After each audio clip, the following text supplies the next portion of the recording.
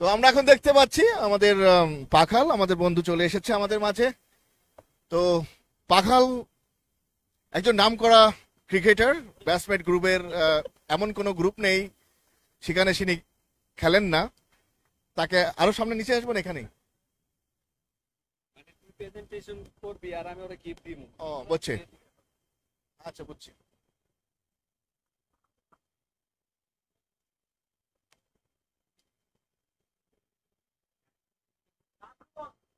ও, আমরা খেলার মাঝখানে একটু চলে যাব আরেকটা সেগমেন্টে। সেটা হচ্ছে যে আমাদের এক বন্ধু এবং অভিজ্ঞ ক্রিকেটার পাখাল তিনি মাঠে এসেছেন এবং তাকে আমরা আমাদের এই টুর্নামেন্টের পক্ষ থেকে আমরা তাকে প্রদান করতে যাচ্ছি।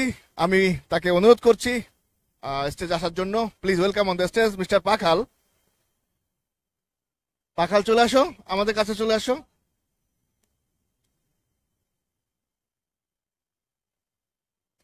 মিস্টার পাখাল আমাদের বন্ধু, সবাই তাকে চিনি আমরা। তো সদ্য প্রাপ্ত বিয়ে করছে, আমরা তার শুভকামনা জানাই।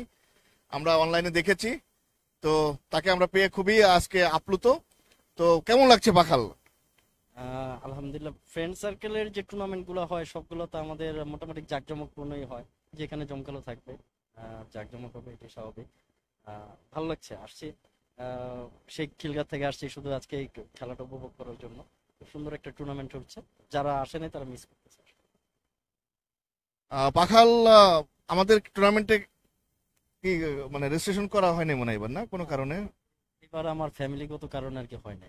যাই হোক, সে এখন খুব বিয়ে করছে অনেকদিন পরে, তো ফিল্ডে তাকে পাওয়া যাবে না কিছুদিন, এটাই স্বাভাবিক। তো যাই হোক, আমরা এখন তাকে আমাদের টুর্নামেন্টের পক্ষ থেকে মুন্না তাকে ক্যাপ পরিয়ে দিচ্ছে। আমরা পাখালকে একটু দেখি। হ্যাঁ, স্পোর্টস বরাবরই ব্যতিক্রমী উদ্যোগ নিয়ে থাকে, আর যেহেতু পাখাল আমাদের খুবই আত্মার আত্মীয় এবং বন্ধু, ক্লোজ বন্ধু, স্পোর্টসের নিবেদিত প্রাণ।